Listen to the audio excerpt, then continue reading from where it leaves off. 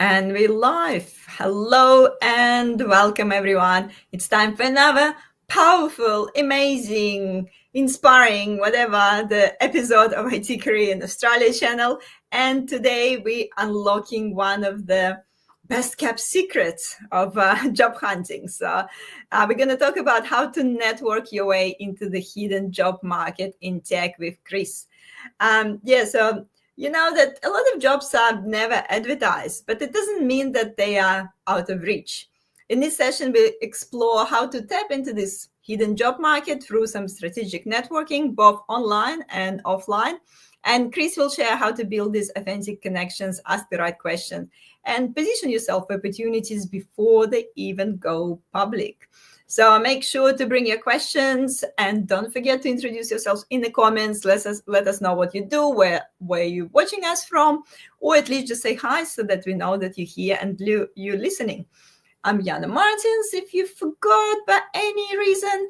And if you're watching me on the YouTube, make sure to connect with me on LinkedIn. And if you're watching me on LinkedIn, don't forget to subscribe to my YouTube channel, IT Career in Australia, and also join our meetup group. Our meetup group is growing. We're actually almost 7,000 members now because we also have a lot of fun tech working events in different locations on Sunshine Coast, Sydney, Melbourne. I'll talk about it more at the end of our stream. But yes, make sure to connect on all the social platforms. And of course, don't forget to say hi in the comments. And quite a few people already saying hi. Mark is here, who's here. Thank you. Some regulars already joining. And before, we dive into the topic, I'll just pass it on to Chris to introduce himself, please. Thanks, Jana. Thanks for having me in your community group. And congratulations on what you've been building with this. It's not easy to build a community, but congrats on what you're doing in bringing people who are interested in careers and interested in tech. So, hi, everyone. My name's Chris Kong. And I'm really thrilled to be here today, and specifically thrilled to be talking about networking, because networking has played a big role in my career, probably in two ways. One way is in getting jobs, and another way is doing well in jobs. So the roles that I've had in my career have, I started my career in a chocolate company in Cadbury. So I was in different marketing and strategy roles in chocolate. Before that, I studied an analytical sort of path. So I studied law and finance. So then I ended up in a chocolate company working on strategy and marketing in Australia, in Singapore, and in China. After that, I joined a market research and data company called Nielsen. And then from there, I joined a French food company called Danone. And I was the director of data and digital for Danone in China. So that was a great learning experience. And 100% of those roles came from networking. So I'm looking forward to sharing a bit about that story and also some examples and tips related to that. For the past 4 years, I started my own business. It's called Crouching Tiger Network. And we help people from a technical background on non-technical skills. Yeah, so that's a bit about me, Jana.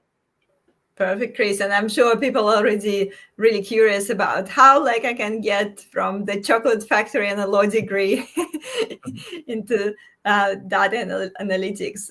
We have quite a few people saying hi. Thank you so much, everyone, for saying hi. It's always good to see you here. And oh yes, a lot of people from Perth and Melbourne and everywhere. Thank you for joining us.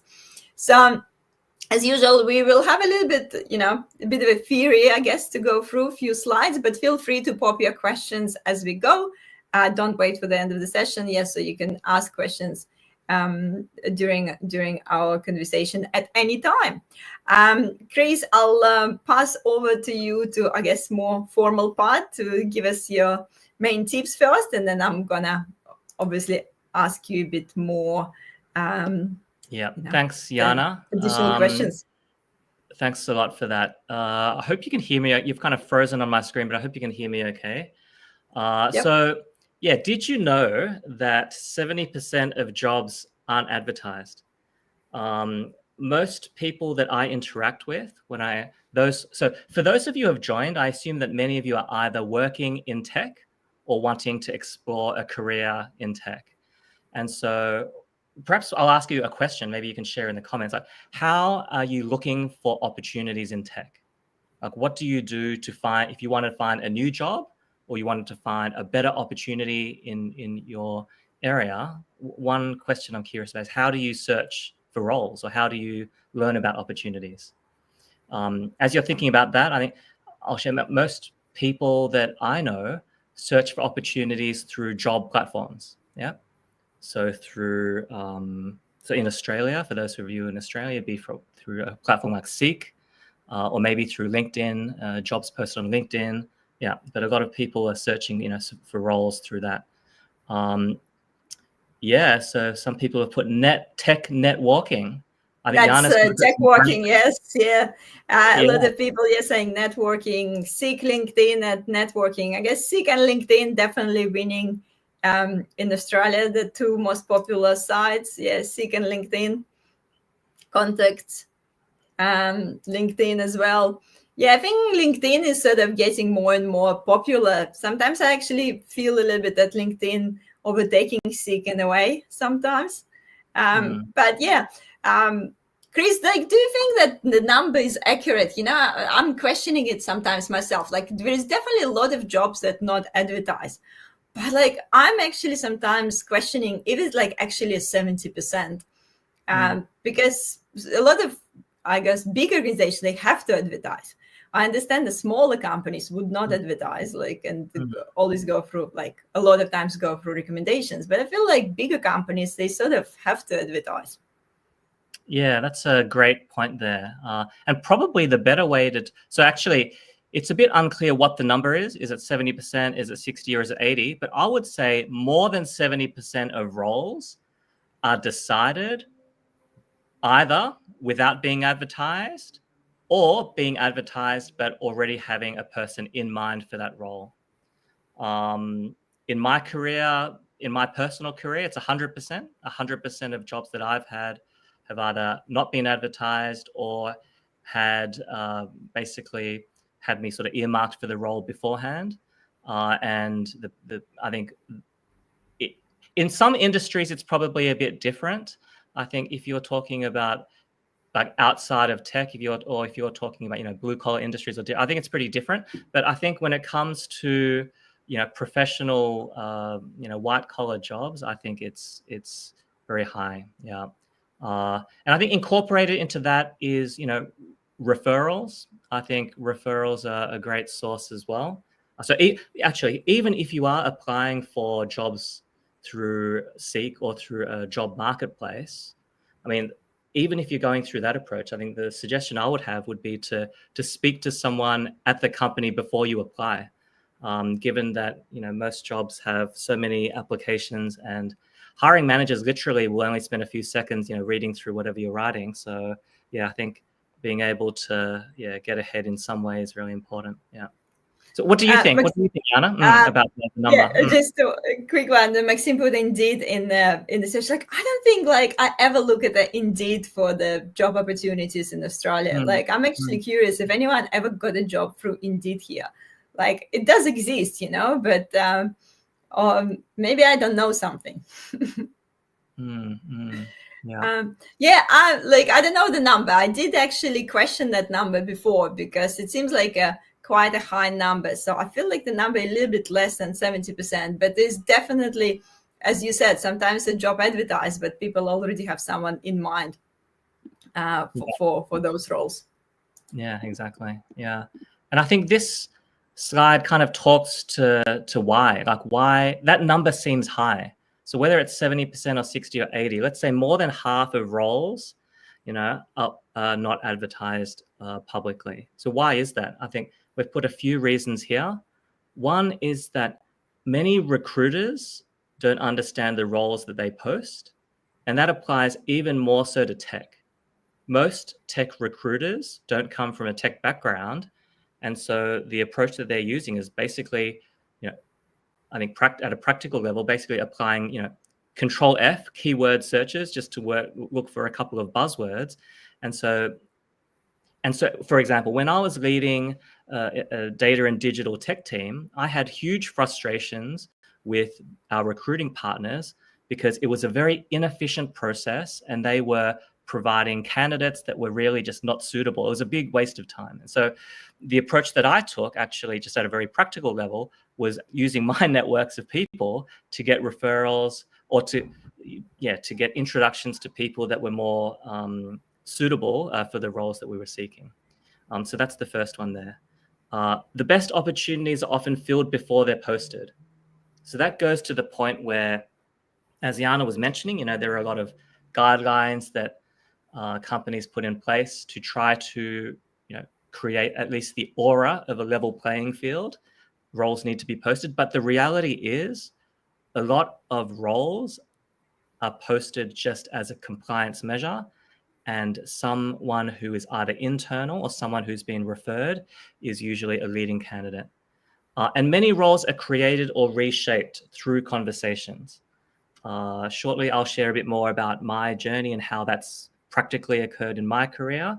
But many people that I work with and many people that I know have also had that applied to. Yeah.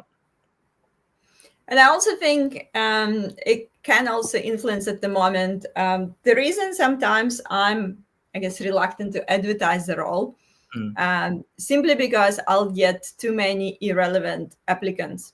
It kind of goes both ways. It's same as, everyone saying like, oh, people don't read resumes, but people don't read the job descriptions either. And they just click apply just because they see the title.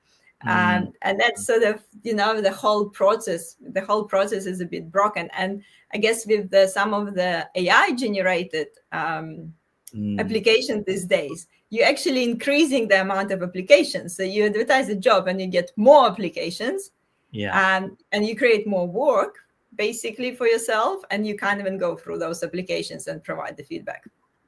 Exactly. Yeah. Well said. Let's give some examples from your career. Yeah. Okay. So I talked through this at a high level before, but I think what I want to do is actually share with a bit more detail on how each of these steps, how networking enabled each of these steps. So when I was a university student, more than 20 years ago, I joined a student club. And through this club, we worked on an entrepreneurial project that helped the community. So we weren't getting paid, we were volunteers, and then we were helping a public housing estate to create a plan to start a new cafe on their estate. And this project, was bringing long-term unemployed people and giving them employment and also bringing a community vibe. We were uni students, we'd never done that before, so we had found support from the government, Department of Housing and Social Services, from corporate sector, and from the Brotherhood of St. Lawrence, a not-for-profit, and we enabled that to happen. So this project went really well. We actually joined a competition and we won. We got to meet the Prime Minister of Australia, John Howard, and then the link back to the career side is that we were assigned a mentor, and this mentor was the president of Asia Pacific for Cadbury. So he kind of took us under his wing, gave us some mentorship, and long story short, that led to my first job. He asked me, Chris, what do you want to do after uni? And I shared, I want to become a strategy consultant. And he said, Chris, that sounds great, but don't do that. Do strategy at Cadbury. So that's what I did. So then that was my first job.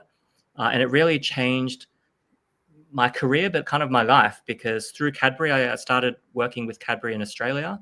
I then moved to Cadbury in Singapore and then Cadbury in China. So that was sort of opened up some new doors. And then after that, I wanted to get a bit more sort of visibility and exposure beyond this, a chocolate company, as sweet as that sounds. So I reached out to several different thought leaders in Chinese consumer behavior. One of them was a guy called Dale Preston. So he was an Australian working in China on consumer behavior. And so I reached out to him set the platform about the commonalities that we had related to being from Australia and working on Chinese consumer understanding. We had a coffee, we shared insights, and then a few weeks later, he mentioned there's a vacancy in his team and he'd like me to join. Okay, so the coffee chats actually were kind of like an interview process, but a bit more, but wasn't designed that way. I was never asking for a job. I was always just sort of learning more about him, sharing my perspectives and learning from him. Yeah. So that was from Cadbury to Nielsen. At Nielsen, I was dealing with different clients. So I had 30 clients. They were all consumer goods companies. One of the clients was Danone. So we had a client meeting one day. The CMO, Chief Marketing Officer, said at the end of the meeting, Chris, can you stay back? I need to chat to you about something. And I thought, oh, here we go. That can only mean she's got a big complaint that is so big she doesn't want to embarrass me in front of the whole group. But instead, she was seeking my input on a reorganization that she wanted to do. And she was wondering if there was anyone I knew who might be suitable for the head role, and maybe even someone like me. And I shared with her, I'm not so interested, but share me a job description and I'll see who I can refer to you. She shared the job description. The more I read it, the more I sounded interesting. And long story short, I then joined as the Director of Data and Digital at Danone. So there are some kind of specific examples of how networking has played a role in my career in getting jobs. By the way, it's also helped me in roles itself. So when I was a senior director at Nielsen, I had a sales target. So I was engaging clients and I had to deliver $30 million revenue per year. And I'd never sold anything. I kind of cringe at, hard selling anything or pushing something. But the approach that I used was one of, identifying the key decision maker, understanding what their challenges were, and then giving value to them. And that was a similar approach to how I found jobs, which was all around meeting different people, understanding what their priorities were, and then giving value to them. And over time, it wasn't a short-term thing, but over time, it led to jobs and more opportunities. Yeah. And I think the really important point here, don't forget about that internal networking within your company, especially if you're working for, for the big companies. The networking opportunity is like endless. And sometimes people end up going to the external events and, going to some conferences instead of actually reaching out to some other departments in their own company and looking for, some warm introduction. And plus the people from company you working for is always your best reference checks and your best best people who can recommend you to any other roles and actually vouch for you. It's a great point about internal networking, because if you're wanting to get promoted, so let's say you're either open to new opportunities or perhaps you're just wanting to get promoted. The way that you get promoted, doing good work is not enough, right? So at a very practical level, in most companies, they will have a process where it would be in your interest not only to have your boss saying that you've done great work, but to have your boss's peers or other people in the room saying, yes, Jana or whoever it is has done some great work that's really helped me, or things like that. So absolutely, that having sponsors and having an internal network is so important. Yeah, let's, I guess, come back to that hidden job market, because I think a lot of people don't have a job, and that's the struggle. They can't do the internal, internal networking because they need to get that, the first job to then start networking further. So what's, I guess, top advice, and I think you have a bit of the framework here even for people who want to be more efficient in the networking, actually finding those hidden jobs opportunities. Yeah, great. Thanks, Jana. Good segue. So this framework is called SIGN, SIGN. So it stands for strategic, icebreaking, giving, and nurturing. So this framework has basically synthesized the learnings that I've had in my career in finding jobs and putting it in a framework that hopefully is easy to understand, and hopefully easy to apply. So the first point there is being strategic in understanding that networking isn't the goal, so being a good network. So if you ask me what makes a good networker, I would say being a good networker is someone who's strategic, able to break the ice, expand their network, giving to their network, and nurturing relationships. But that's not the goal, right? The goal is not to be a good networker. The goal is whatever is important to you. So for those in this who have joined today, probably one of your goals is to find better or more career opportunities in tech. So let's say that's the goal. Yeah. So preparing a list there relates to being quite intentional about what kinds of people you're wanting to meet. So if you're seeking roles, let's say as a product manager in tech, then probably it makes sense for you to speak to people working as product managers in tech right now, as well as other people. Yeah. So being intentional. If I move along to ice breaking, so do they know you? Does the list of people that you've just written down, do you know them already, or do you not know them? If you don't know them, how do you get to know them? So typically there are some warm ways of meeting people, and there are kind of some cold approaches or cold calls of meeting people. So warm approaches are more effective. So one example of that would be seeking an introduction, seeking a referral from someone, asking your existing network, do they know product managers that they can connect you with? And it could go beyond that. It could be through your alumni. It could be through your university alumni where you've got a common starting point. It could be reaching out to them and seeking their input. Beyond that, you can also, do cold approach. You could attend networking events. You could reach out to people on LinkedIn. You could do anything you want. But what I found is that a warm introduction or a warm starting point often is just more effective for you. And the other point I've put there is offer value.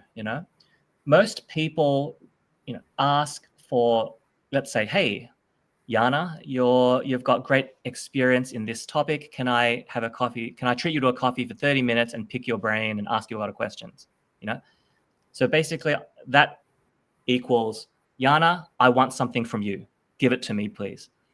But wouldn't it be, so in addition to that, that might be what you want, but in addition to that, have a think about what you can offer. What are Yana's priorities, and what can you do that could be helpful? So Yana is building a great community here.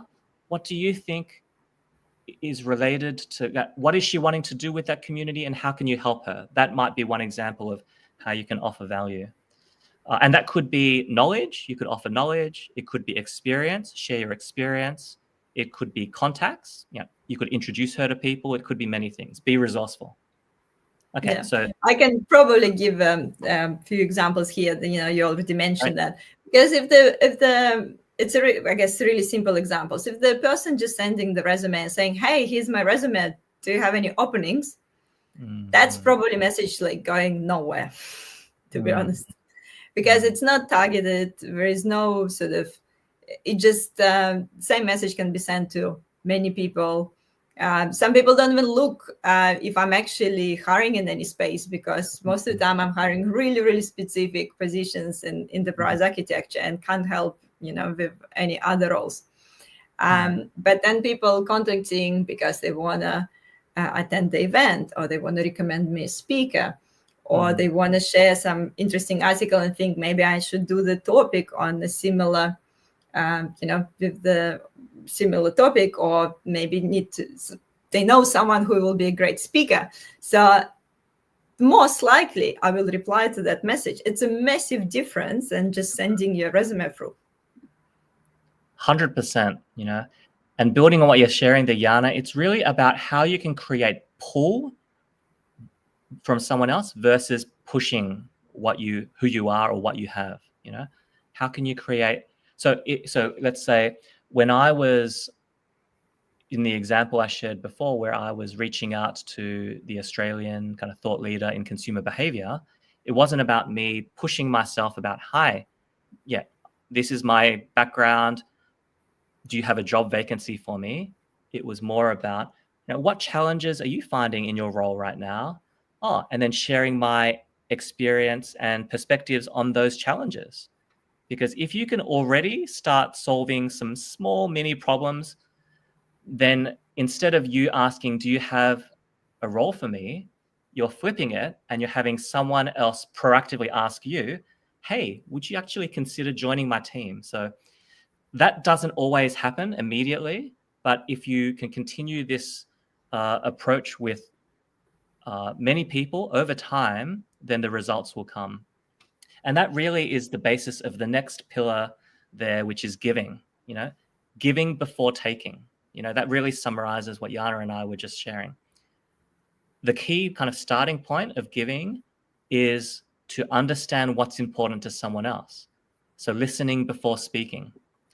And then after you understand what's important to them, one thing that I like to do is how can you be useful within 24 hours?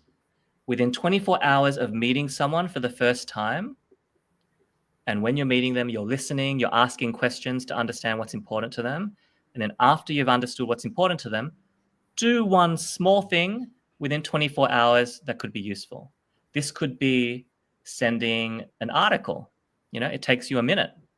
So Yana, I'll just keep using Yana as the example. Let's say you've met a product manager in tech, and that product manager has talked about, I'm facing these difficulties because my business stakeholders keep changing their mind and changing their requirements. It's so difficult. Let's say that you've learned that because you've been listening to what that person said during your coffee with them. So what you can do after that is you could share any experience that you have in managing business stakeholders and their requirements. And let's say nothing comes to mind. At the minimum, you can do an online search to a good article. You can read it through yourself, and then you can share that with them. It takes less than 5 minutes to do that. And yeah, believe me, it will really separate you because most people don't do that. More than 90% of people won't be following up. And even, more than that, won't be, following up with something useful. So this will really help people to remember you for the right reasons. Yeah. And we move to the last pillar there in the SIGN framework is nurturing. Yeah, N stands for nurturing. So this is around maintaining connections over time and creating win-win outcomes. Everyone's busy in today's day and age. So this is about creating systems where you can stay in touch with people, continue to understand what's important to them, and continue to proactively give something useful to them. And at the same time, given wanting to create a win-win outcome, sometimes you do need help. Yeah. A lot of the people that I interact with find it difficult to ask for help, don't want to burden other people. And that's common. And that's a useful filter because nobody wants to be the person that only reaches out when they want help. You probably have some, acquaintances like that. You don't hear from them for 6 months. They reach out to you and it's a hi. By the way, can you do this for me? So that, you don't want to be that person. So, but if you're already proactively giving to other people as a habit over time, then in the future, at some point, when you do need help, my tip is to be specific. Be specific about what you're wanting to do and what help you need. And your network, who has benefited from your giving, will actually go out of their way to help you. And even if they can't, they will find other ways or other people that can help you. Yeah. Chris, obviously, nurturing is important, building relationship before actually you need them. But what if you need a job like right now? Yeah, you really need a job. You're running out of savings.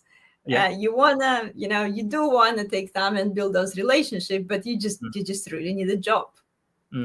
Yeah.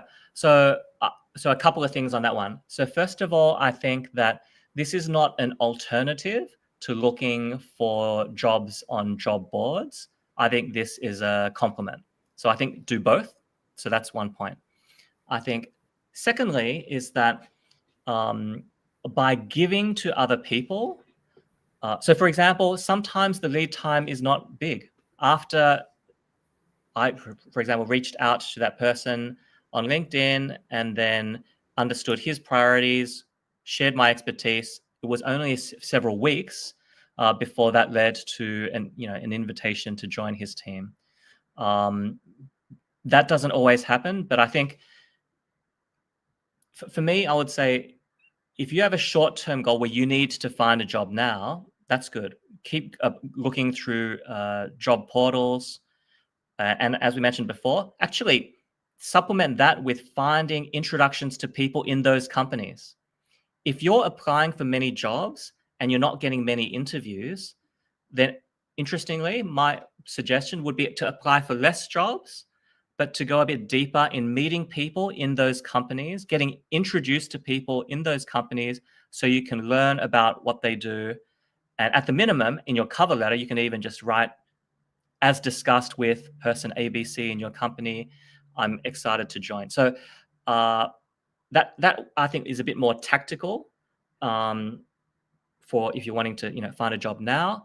But at some point, networking is a long-term play, and you've got to start at some point. There's never the best time to start is always now, because if you fast forward 1 year and then you're still looking for a job and you haven't built your network yet, then you kind of haven't built something that's an asset for you. So building your network is really a long-term asset, but it can yield short-term results as well. Yeah. We have some few questions coming up. Mark is asking, if you're reaching out cold and can't get a warm referral, what's one thing that tend to grab attention in the first message? Yeah. Good question, Mark. I think the first thing I would say is do your best in finding warm referrals. I actually think it's not that difficult. In Australia, I'll say something a bit maybe controversial, but I think there's no one that's out of reach. Let's say you even wanted to meet the Australian Prime Minister. Probably it's not that easy, but it's not impossible. And if you're someone who is giving to your network of people, they know people and their people know people. So are you building a network that actually actively wants to help you? So that would be just the first thing I would say, is that nobody's out of reach. Okay. But coming back to your question, let's say that, for the short term, you're still wanting to reach out cold. What grabs attention? I think there are two things that would grab attention. So for me on LinkedIn, I get hit up every day with sort of random messages. And most of the time I'm very cautious and hesitant because I, feel like someone's trying to scam me or someone's trying to sell something to me and someone's whatever. So the two things that would grab my attention is, one, we've got something in common. So we went to the same university. We have a common interest in a certain topic or something like that. So that's one thing that would grab my attention. The second thing that would grab my attention is that you can help me on something that is a big priority or challenge to me. So, for example, if I am wanting to find teams of people to support on a topic of client engagement, and you had a message that related to something that was important to me and could help me in that area, these would be the two things that would grab my attention. Yeah. How about you, Jana? What would grab your attention? I'm sure that you have many people reaching out through cold messages to you. What grabs your attention? So obviously more personalized messages. And I would say also when I'm reaching out to people, the shorter messages actually works better. When someone's sending me like the whole like article talking about their experience and things like that, that's definitely most of the time for me feels like copy and paste. It could be not, but it feels that way if it's a really, really long message. So I feel like keeping it quite short and to the point. Everyone busy, everyone sort of on the go. So if I'm opening the message, I want to kind of know straight away what it's about, where we met before, like why you're reaching out. Again, like if you watch some of my live stream, that's a really simple sort of way to connect. Also, like, if you're connecting with someone on LinkedIn and you saw some interesting article from them or some interesting video, you can always say like, oh, I watched this video and here's my thoughts. And people most likely reply to the message like this, because it means that you make an effort to look their profile and engage with their content, and actually sort of understand what's important for them, what's it's about. Yeah, and usually when I reach out, I keep it really, really simple and to the point most of the time, and often invite people to events as well. So if I see some relevant event and I think that this person might be interested in this event as well, so that's, I think, a really easy kind of way to engage, because like, I've noticed you in this industry, in this thing, here's that event coming up, I'm going, like, I thought you might be interested. So that worked for me as well. So yeah, obviously it's all personalized most of the time. So it's not like kind of one approach hits all. And some people will never reply, and that's okay too. Yeah, well said. And Olga has a kind of similar but different question. What if you have contacts yet not willing to do a warm referral? That's a good question. I think there's a couple of ways I would think about that one. I think the first thing would be to understand why are they not willing to do a warm referral. One potential reason could be that they are not that close to that particular person. Yeah, so that could be one reason why they're hesitant to introduce you, because perhaps they don't know that person that well, and that one is understandable. So if it's that reason, then I think that's just understandable.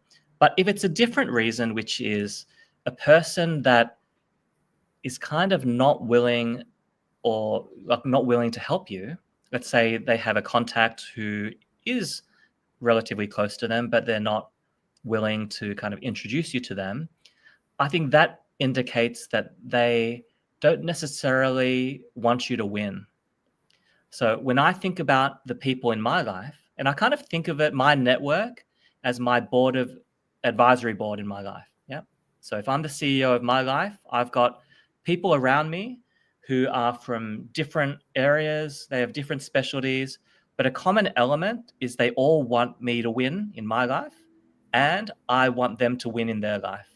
So for me, that's the kind of network that you want. So if someone is hesitant about doing something that could help me to win, then that kind of indicates to me that perhaps they don't necessarily want me to win. And the implication of that is that there may not be a strong win-win outcome together with that person.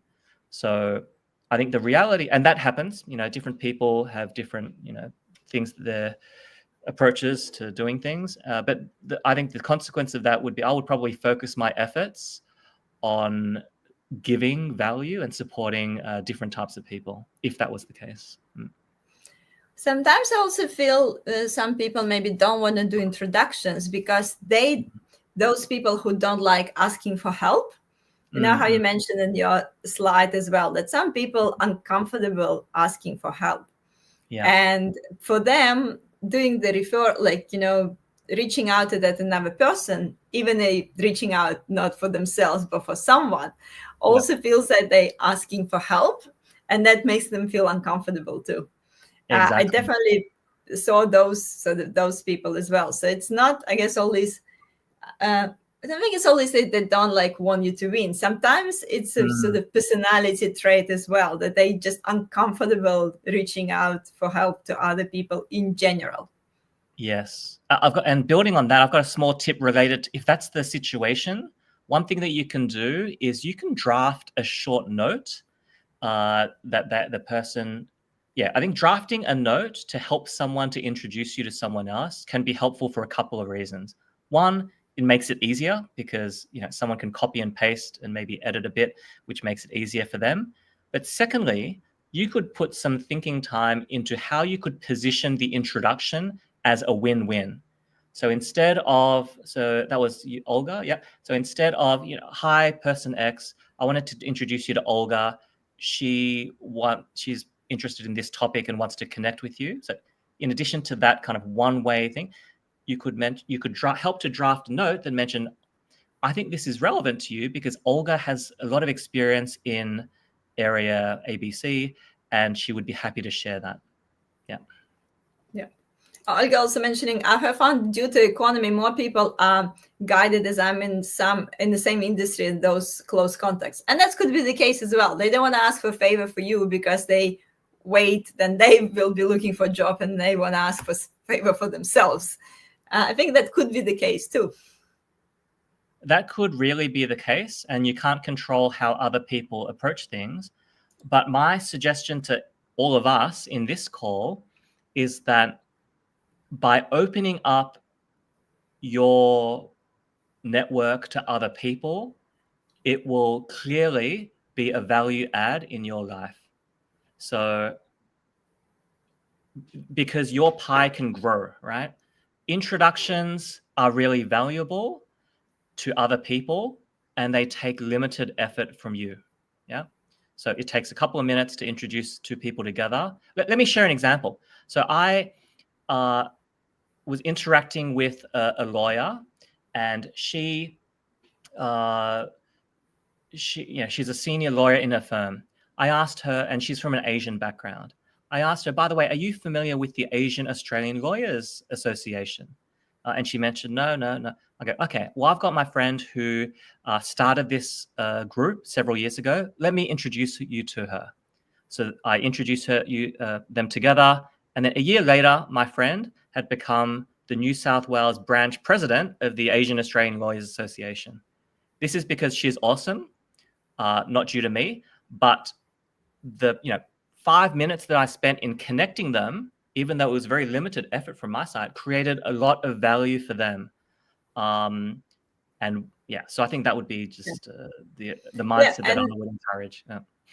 And it's basically that mindset shift, Chris. You're not taking people as the competitors, and you don't think that you're competing with everyone with the same title.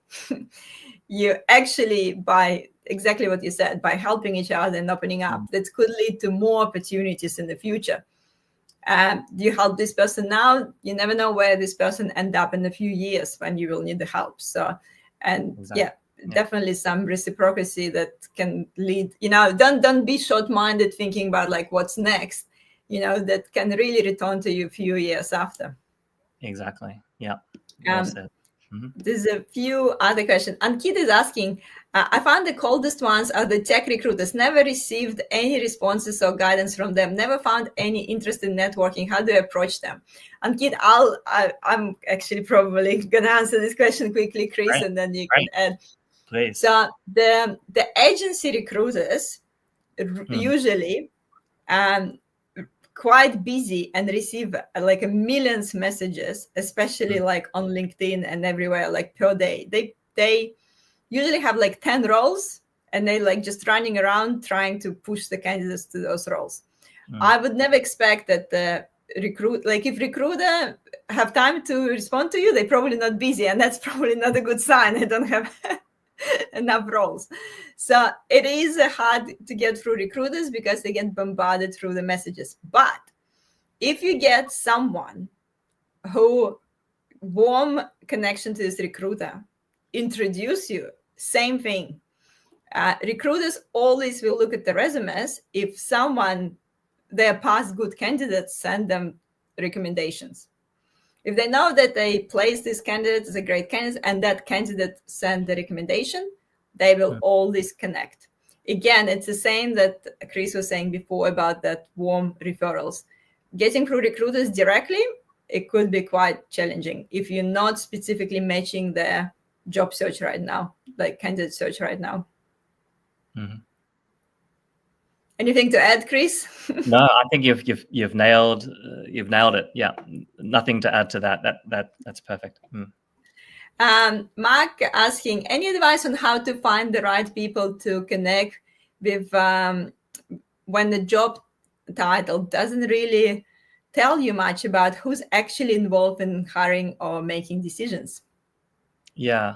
Okay.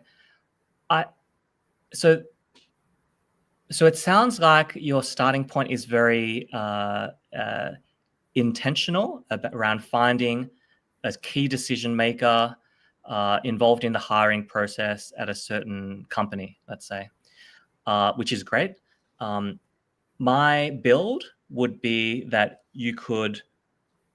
So if we follow the process of giving value to your network of people, and let's say your network of people includes people in tech, then later on, when it comes to nurturing and asking for help, I think you can ask your network for introductions to people who are involved in the decision-making process.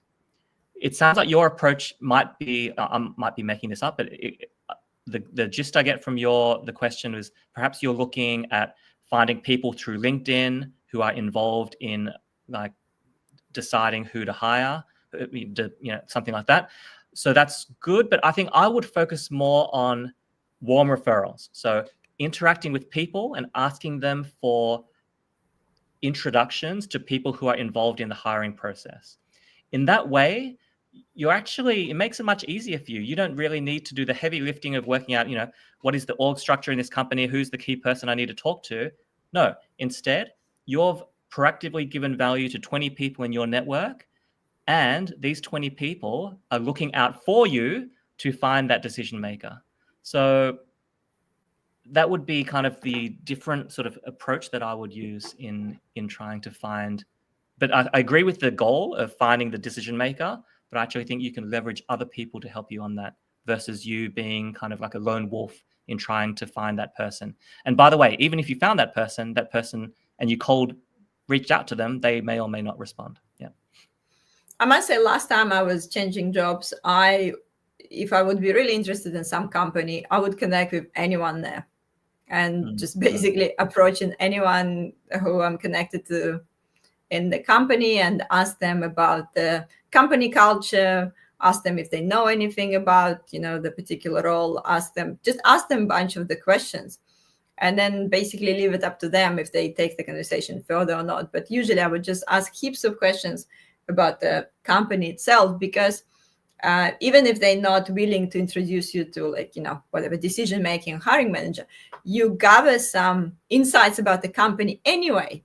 And then you go to the interview, you actually can talk about the pain points that you find out about the company just by talking with the people who you're connected with. 100%. Yeah. Rahul is asking, how can introverts or less confident professionals succeed at networking in tech? They have some tips for a bit of a confidence. So the first thing I would say is that being an introvert is an advantage, not a disadvantage, when it comes to being a good strategic networker. The reason I say that is that listening is one of the big, just as we mentioned, listening before speaking is a critical area of being a solid networker.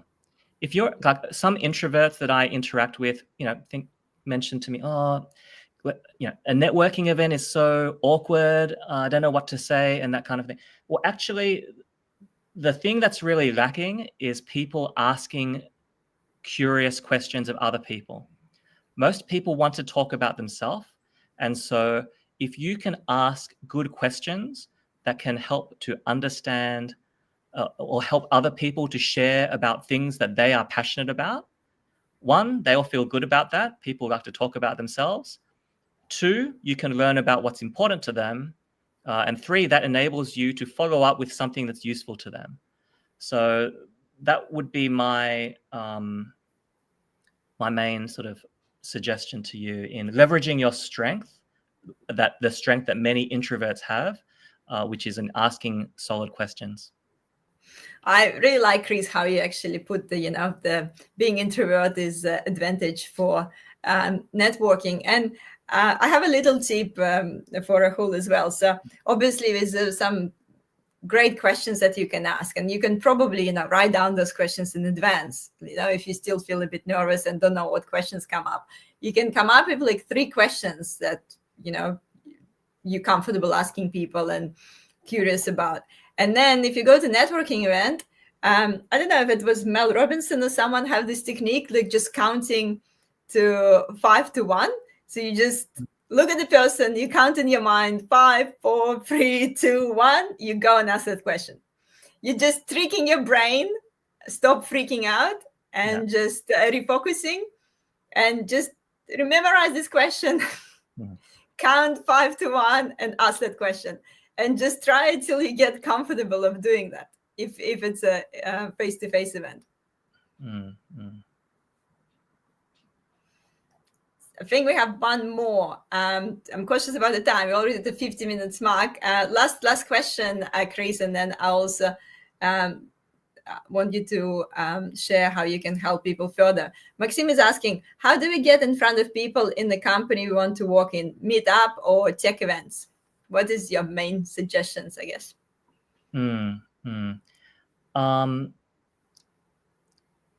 I think, so first of all, it's great that you already know the company you want to work at. So that's great. So strategic, kind of tick. You've identified kind of one or more of the companies you want to work at. So how do you find people who are working there? I think there are a few different ways. So let's say you wanted to work at Microsoft.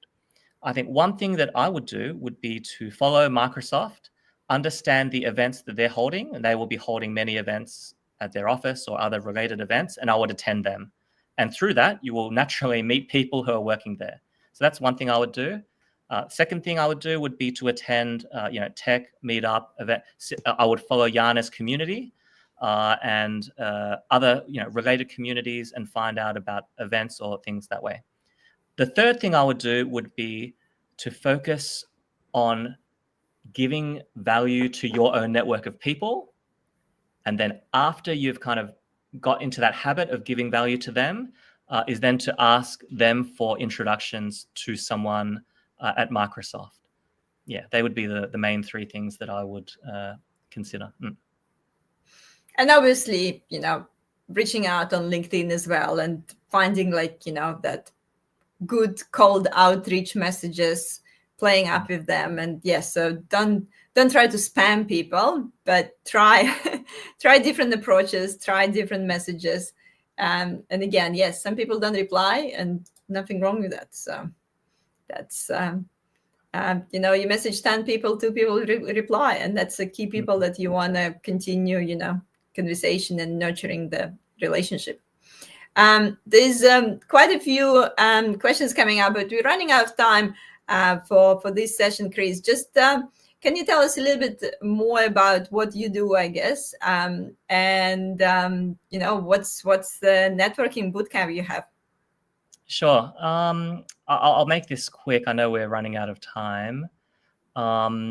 Here's a case study. I mean, this is one individual who was applying for jobs, not getting any interviews. So he joined a networking boot camp that we run. And basically our networking boot camp relates to going deep on the SIGN framework, the SIGN framework that we talked through today. So the principles hopefully are relatively easy to grasp, but the challenge is application. So after joining our boot camp, Hans kind of shifted his mindset a bit away from just applying for jobs to nurturing a network. He then focused over a number of weeks in expanding his network, giving value to them and nurturing them. And actually he got 2 job offers at the back of that. So I think that was just a very tangible example. Actually, yeah, this probably answers your question before as well, Jana, about how building a network can have long-term benefits, but it can also, in the short term, yield real results of getting jobs. Yeah. I remember one, I guess a bit of a similar story in a way. One girl joined my tech working event, and she said oh, I'm looking for a job. And I'm like, are you actively looking or passively looking? And she's like, oh, what it means? I'm applying for jobs. I'm like, that means you're passive job seeker and you're only applying for jobs.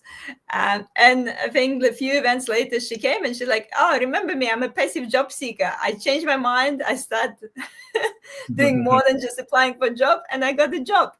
Oh, wow. So, and that was a funny one. She remember me. I'm a passive job seeker. So yes, don't be a passive job seeker. That's a Be great an tip. active job seeker. Great tip and great case study. And Chris, how people can connect with you. Yeah, so this is one thing I want to share with those who have joined the session today, and also your community, Yana. So if you're frustrated with your job hunt, or you're just wanting to seek more opportunities, in my view, networking is the way. So here is one thing I'd like to offer to your community is a free diagnostic. So it's a short survey. It's multiple choice. It will take 3 minutes to finish. And basically what you'll get is a 1-page report that identifies what your strengths are in the sign framework and where your opportunities to develop further are. So I encourage you to scan the code, take 3 minutes to complete the responses, and I'll get back to you with a 1-page report. And hopefully that can be useful in determining how you can leverage your strengths in networking and any areas that you want to build further.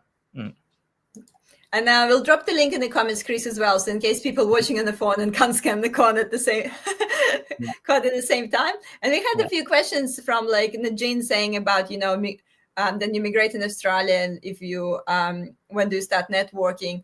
And then there was another question about Dora, how do newbies get jobs without working experience and stuff? So guys, I also put together a quick guide that now sort of I'm getting these questions all the time, and I decided to put them all in one quick guide on my website. So here's a link. So if you newbies looking for the job in Australia, make sure to I'll post the link as well, so you can download this free guide that basically collected all my top tips in the last 4 years running this channel, with some video examples and links to the to all the previous live streams as well. So so head to this page if you wanna get more information. And I think there's a few more people asking for that. So yes, and you can see those live videos on my YouTube channel as well, so you can watch the replays too.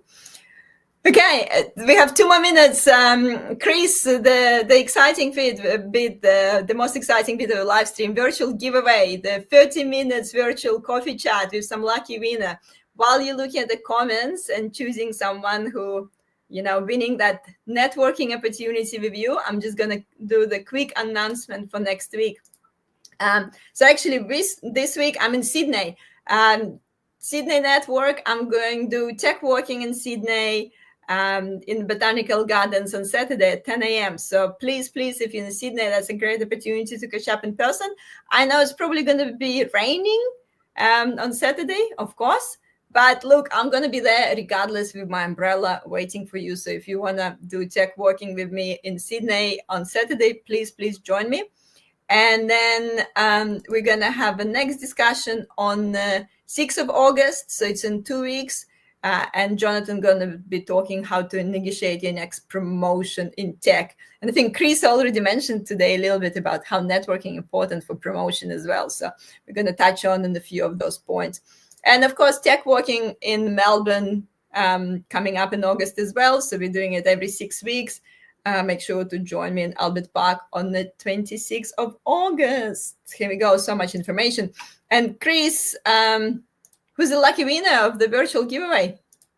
I tell you what, we need a drum roll because this is a really tough decision. I don't know. Drum roll. Thank you. You've got an alternative career there, Yana.